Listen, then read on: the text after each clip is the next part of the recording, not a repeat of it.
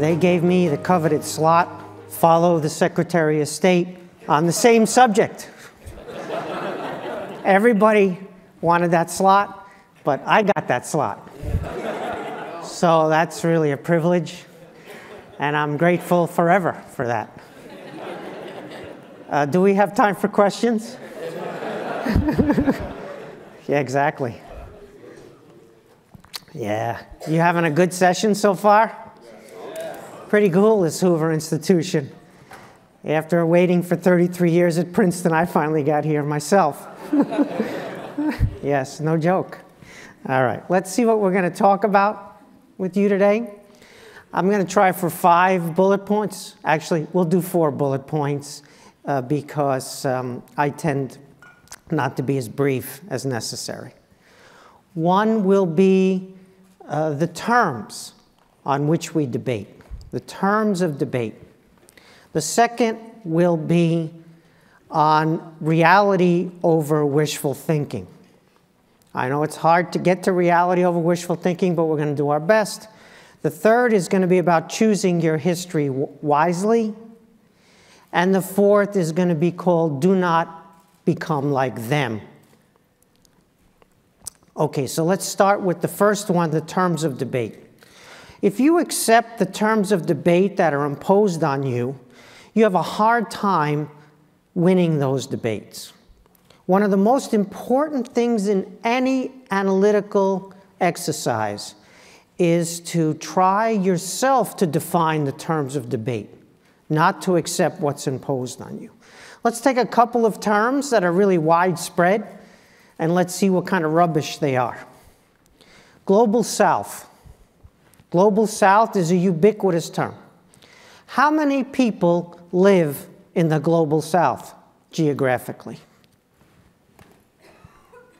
Go ahead. Go ahead. How many people live in the Global South geographically?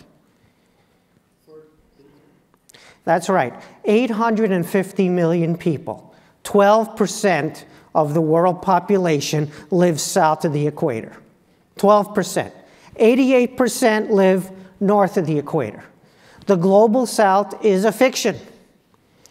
One of the most important countries of the Global South is, that's right, Australia. Yes, South Africa, most of Brazil, Indonesia. But the Global South is not in the Global South. That would seem to be a big problem. And then you say, oh, okay, no problem. It's not really a geographical term. Okay, well, why are you using a geographical term if it's not a geographical term? It's really about solidarity in the non-aligned movement. I say, okay, that's cool. I'm good with that. I know my history.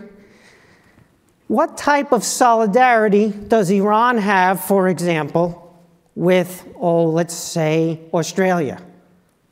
Not very much, right? So where's the solidarity issue? The solidarity is also a fiction. Remember the Bandung Conference in 1955? I know some of you are young. You weren't there. Well, the Bandung Conference in 1955, the great opening conference of the so-called non-aligned movement, it failed. It failed. There was no non-aligned movement because they had clashing state interests. They disagreed.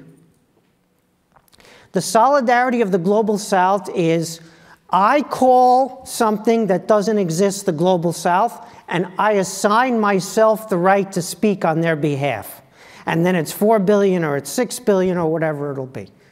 Yes, China's in the north. Yes, India's in the north. That's very inconvenient, right? Do you think that the African countries want South Africa to represent them? Go ask them. They have no desire to allow South Africa to represent them at global forums. That's your Global South solidarity, right? So just be careful about accepting terms that are invented for political purposes, and then people appoint themselves the spokesperson of those terms, right? As if everyone in the term now thinks alike and I get to speak for them. We could do the entire day. I could ruin the program of our leadership by going through every single category that we use Let's take another one. Multipolar world. Oh, that's so fabulous. Who could be against the multipolar world?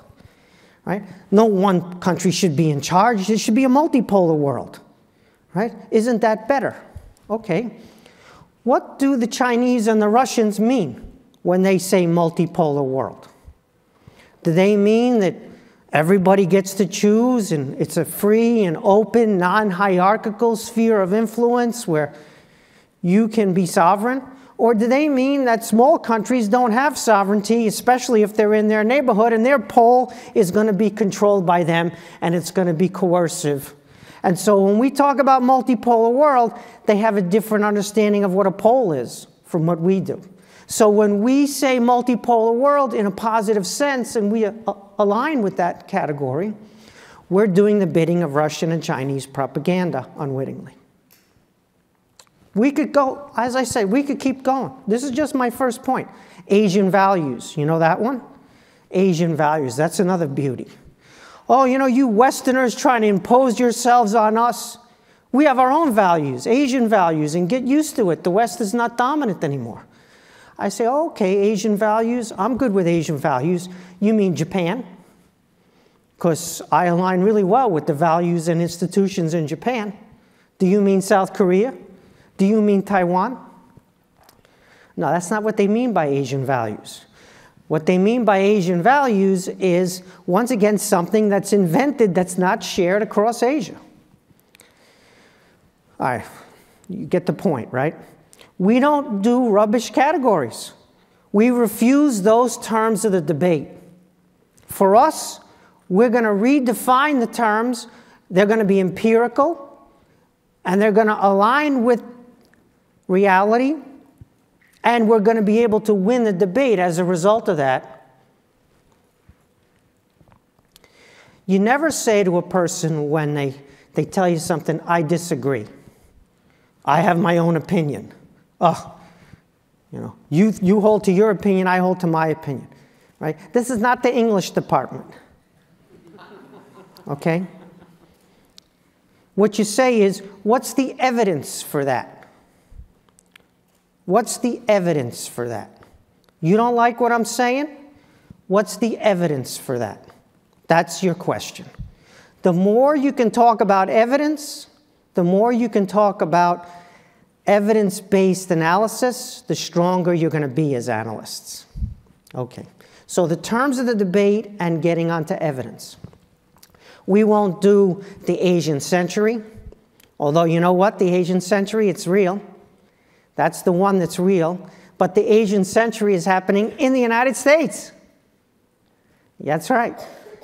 That's where the Asian century is happening, because the majority of immigrants now are South Asian and East Asian, and they're in our universities, they run our labs, they establish companies, they serve in government, and it's astonishing how the Asian century is working, but it's working here because we have a free and open society. Okay, let's let that point number one go. Let's move on to point number two about the reality beating wishful thinking. You still with me? All right. So the world order is pretty simple. It's got two approaches. One approach is one worldism. We're all in this together. We're all part of one world. And we have the United Nations. Really important institution, right, that comes from President Roosevelt's and his administration's vision of how the post-war order should be organized. They cheated a little bit. They hedged. You would call it hedged. I would call it cheating. They used the UN Security Council to have permanent members with a veto. So we're all in this together. We're all sovereign. We're all part of the UN, but 5 of us are more equal than others. Right?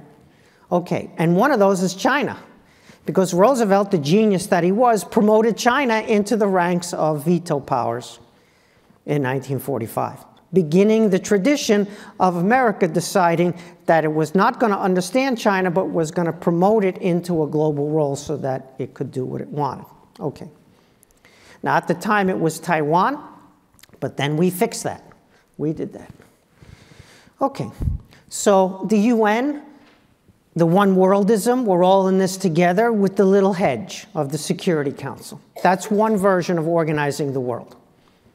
The other version came out of the same time period, the same administration, the same people, and it's called the West. What is the West? The West is not a geographical term. Here we go. They're using a geographical term when it's not geographical, right? They're cheating us again. The West is an institutional and values understanding. So, for example, Russia is European, but not Western. Its institutions are not Western. Japan is not European, but it's Western. It has Western-style institutions and Western-style values. So the West is a club, an open club that others can join, which is non-geographical, but we use the term West, which is very confusing to people. We need a better term. Our better terms were things like the free world, the first world. I'm good with those terms. I'm good with whatever terms we want because it's the reality that I'm interested in. And so I have this fabulous thing. I have North America, I have Europe, and I have the first island chain in East Asia, which would include Japan, South Korea, Taiwan, all the way down to Australia. That's my West. So those are the two organizing principles of the world. The club, based on certain types of institutions, and we're all in this together, the one worldism. The Western thing was really powerful because having friends who are rich and smart and open like you are, have this very similar political and economic and social systems, having friends like that is a good thing. You got some good friends, go get more good friends, and this system allows you to go get more good friends. Not everyone is a beneficiary. Some people are on the receiving end. The system is not always fair. But the system is open, flexible, and based on shared values and institutions, and it's extremely powerful. And it's led by a country that is powerful in every domain. But that country can't impose its will on its friends. It has to negotiate with them. Okay. So you got the one worldism and the West. And then 1991 happens. Oh, I forgot. OPEC. Thank you for reminding me. OPEC. OPEC is the non-aligned movement that actually works. OPEC is Mother Nature 300 million years ago, layering in to the earth certain geological facts, which we know is oil, and OPEC forming a cartel that exercises power in a world where they are not part of the West, nor are they not aligned in that Bandung sense, but they instead flex their muscles because of the power of oil. Now it's OPEC Plus, because it includes Russia. The Soviet Union was its own energy system, as you know. Okay. Thank you for the OPEC thing. So OPEC is a very important, interesting other piece of the two approaches to world order, right? One, the United Nations, the other, the West. So after 1991, we decide in the United States that we're going to do the United Nations version and give up the West version. We're going to, as Anthony Lake gave a speech. You remember Anthony Lake? He was a national security advisor for Bill Clinton. You remember Bill Clinton? He was a sloppy guy from Arkansas that ate pizza late at night in the White House and did other things. You guys don't remember that? Maybe you're too young. Again, the blessings of youth. Right? Sadly, we remember that. Okay, so here we are. It's 1993, and Tony Lake, who's the National Security Advisor, one of you will be that one day, I'm sure. Tony Lake, National Security Advisor, gives a speech at Johns Hopkins in D.C. called From Containment to Enlargement. It's a 15-page speech. Everyone in this room who aspires to understanding international order, the global system, wants to be Secretary of State, should read that speech many, many times. It's easily available. I read it again this morning. What did he say from containment to enlargement? The whole world was now going to be enlarged in the sense that the U.S. was going to spread its system across everything, not just bet on the West, but everybody was going to become part of a one-world system, but a one-world system based on Western values. It was a grandiose, grand idea, and it's the organizing principle of our political establishment across Republican and Democratic administrations, just like containment was during the Cold War. Enlargement, sometimes known as engagement. That's what you've been living. That's why we're in the situation we're in today. You got the speech? From containment to enlargement. Who wrote the speech? Tony Blinken wrote the speech. Tony Blinken, who gave a national security speech in this room not that long ago that you missed. Tony Blinken, the speechwriter, is now Secretary of State, which proves once again that anything is possible, right? I would have never believed that, but whatever. This is America. America, the indigenous American berserk. Philip Roth, the indigenous American berserk. We didn't just get crazy recently. This is us. It's just we have social media now. Okay, so Lake delivers a speech that Blinken wrote. I could have called him Blake, but that's another guy. Anyway, and so the speech is all about how we're going to redo the world. And we end up in Iraq, we end up in Afghanistan, we end up in China, we end up everywhere. We're democratizing, we're transforming, we're enlarging, we're engaging. Okay, all right. So betting on the West, what happens?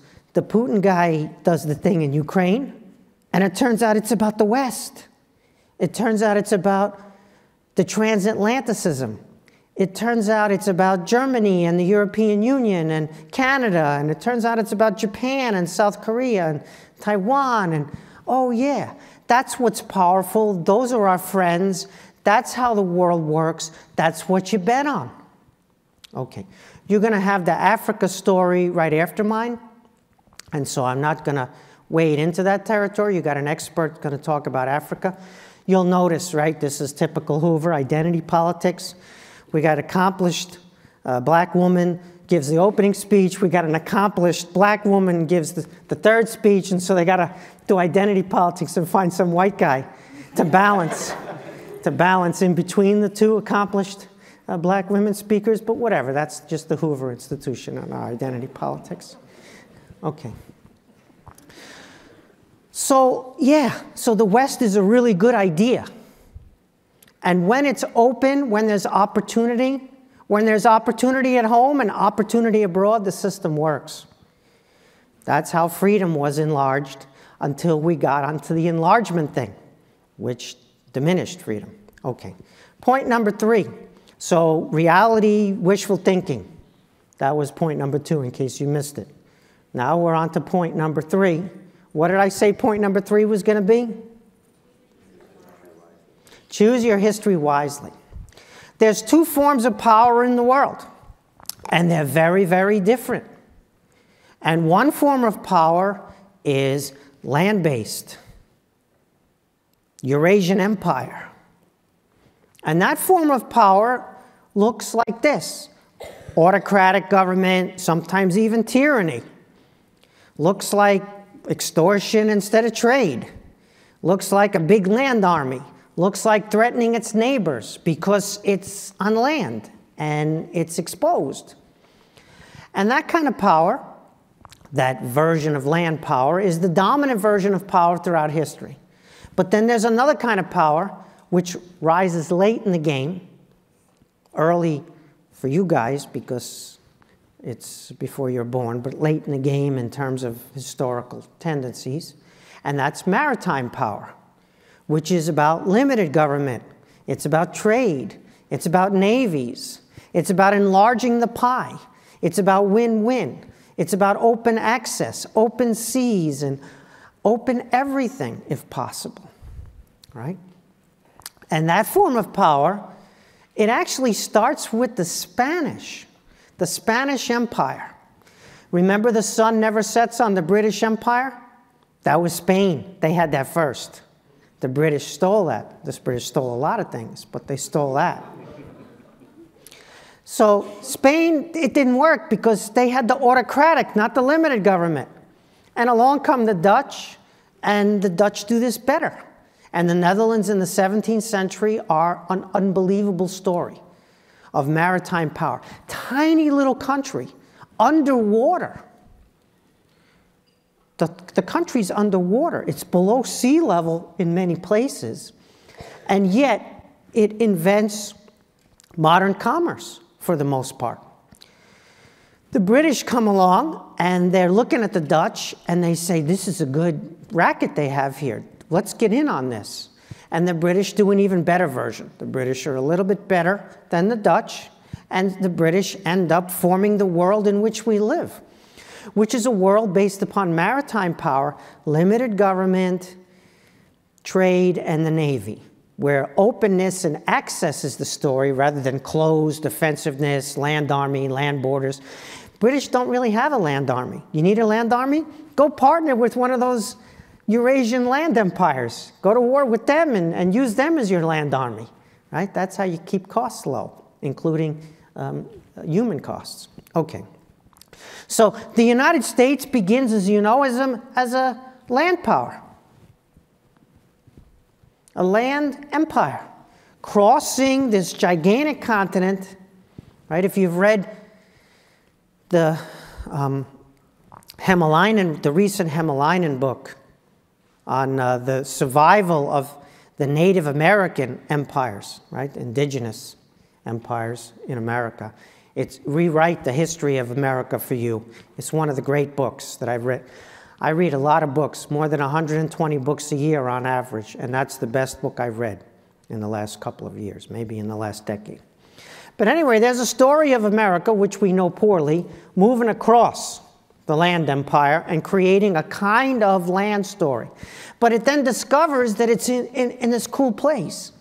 It discovers that it's got an ocean, on the Atlantic on one side, the Pacific now on the other, because they reached all the way through and pushed the Russians out of that Russian river so that we could have Bohemian Grove. And then it's got these nice people, Canada, which we invaded, but it didn't work, so we didn't do that again. And then it's got Mexico, where we weren't as nice. And we're still not as nice, but it's really important for us because our economies are fully integrated and they're no threat to us militarily. And so we got this springboard, and we decide we're going to do the British thing. Not only are we going to do the British thing, but the British are going to get out of our way. Sure, the British voluntarily, ceded power to the Americans. Like always happens, voluntary ceding of power, as you'll see, right? Never happens. But anyway, occasionally happens. So the Americans decide they're going to do the British thing, and they're better than the British at doing it, and they create this massive, successful version of modern power based upon limited government, trade, and the Navy. And a global Navy, just like the British had, but undergirded by a bigger economy. And so if you're an old Eurasian land empire, you're a great civilization, you're Iran, or you're Russia, or you're China, you're like, when did this happen? Here we are, we're a millennium old, we're 2 millennia old, we're 5 millennia old if you believe Chinese propaganda. Who are these guys who just got started the other day in 1770-something? And now they're telling us how the world should work, and they're organizing a lot of friends and alliances, and they surround us, and they even borrow our army when they want to defeat one of the other armies. We'll borrow that Russian army when we want to defeat the German one. When did that happen? And that's not fair, and that's not good. And so you get the land empires resisting this. And they're afraid of this. It's not American policy that scares them. It's American existence that's an existential threat to them. We could enlarge or not enlarge. We could have smart policy, or we could have the policy we have. It doesn't matter. It's our very existence that threatens their existence. Because our form of power is more successful in the competition than their form of power. Okay. Just like the Spain got pushed out of the way by the Dutch and the British, and then we pushed the British out of the way, but then we incorporated everybody. All of our previous competitors are now our friends and our allies and our partners. That's a really great system if you can do that. Okay. Is the system fair? No. Does the system make mistakes? Oh yeah, it makes nothing but mistakes. Does the system commit atrocities? Oh yeah. I've been to Vietnam. I've been to lots of places around the world. Okay, so we're not talking about something which is ideal. We're talking about reality and just something that's stronger. So if you're competing against this, you're going to have a hard time. You gotta have better trade. You got to have better navy. You got to have better governance, because if your governance isn't as good, your people might want the other side's governance. Oh boy, right? I mean, listen, we'll trade with you, but keep those ideas out of here. Right? We got to censor the public sphere. We got to control. We got to survive as an autocracy because we have history. We're a civilization. We're millennia old, and you're an upstart. So that's the world we live in. That's it. That's the modern world. And it should be better. It should be fairer. It should be more open than it is. There should be more opportunity rather than less opportunity. The Asian century is happening in the United States. What about the African century?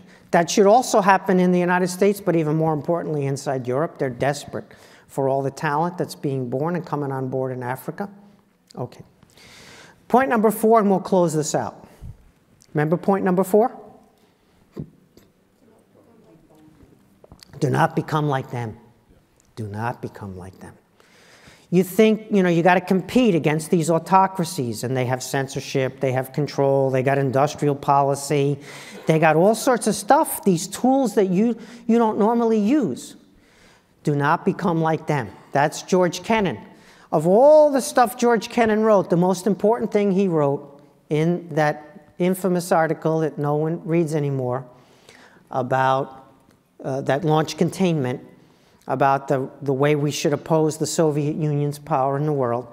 Don't be like them. Do not become like them. Do not act like them was his most important advice. So people say, oh, we're not in a Cold War. We don't want to be in a Cold War with China. That would be terrible. A Cold War is not a misunderstanding. It's a fundamental clash of interests and values.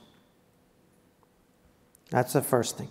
They say, well, but China is so different from the Soviet Union. It's crazy to think we're going to do a Cold War with China when it's so different from the... I say, yeah, exactly. So the Peloponnesian War, the 7 Years' War, the 30 Years' War, World War I, World War II, the Congo War, the Korean War, the Vietnam War, they were all the same, right? They're all identical. They got identical weapons. They got identical systems, identical countries. That's why we call them all regular wars, hot wars. But the Cold War, because there are some differences between China and Soviet, oh, no, that's it. Can't use the Cold War again. Sure, hot war, everything's a war.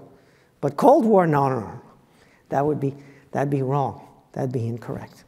And I say, okay, that's an interesting proposition you put in front of me. And then I say, well, okay, you don't like Cold War? What are your alternatives?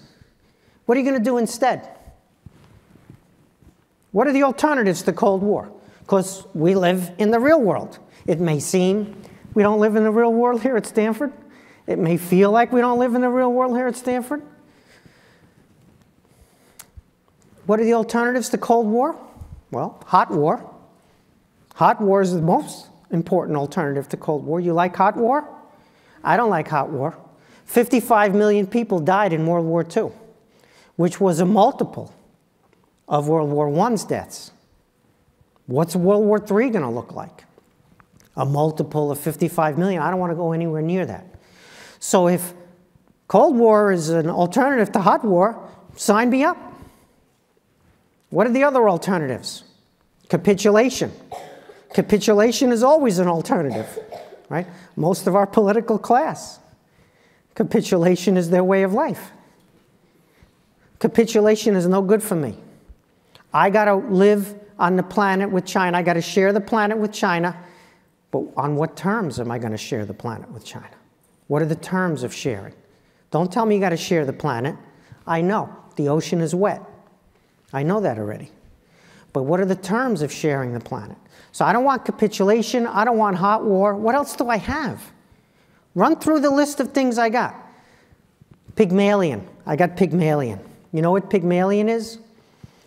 Do they still teach Ovid's Metamorphosis in school? When they got the statue, and it's a stone, it's hard, it's a sculpture, and it comes to life, and the person marries the statue. And then George Bernard Shaw did a version of this in 1913. You may know that one, where Eliza Doolittle, this Eliza Doolittle woman is kind of from the streets and bad accent, is unrefined. And so this guy says, you know, we're going to transform her into a lady. We're going to engage China and transform Eliza Doolittle from a street person with a Cockney accent into some refined, yes. We're going to do that again and again and again. So Pygmalion, that's the other option. So those are your options. Hot war, capitulation, Pygmalion. When you're in a competition of great powers, if they don't capitulate because you defeat them in war, let's call that Germany and Japan. If they don't knuckle under and capitulate and decide that it's okay, they're going to be occupied by you and be transformed, then Cold War looks like by far the best option on the table. But in competing with them, competition is okay. We're not afraid of competition. We're not afraid of geopolitical rivalry. Rivalry between great powers, that's just life. That's just history. That's not earth-shattering. We'll have a competition with China. Okay, we've done that many times before. Many other states have done that many times before. All right, in conclusion, just don't become like them in competing with them. Because the more you become like them, the less free you are, the less open you are, the more you're closing things down and censoring things and forbidding things and stopping trade, and the more you're being like them, the weaker you're making yourself.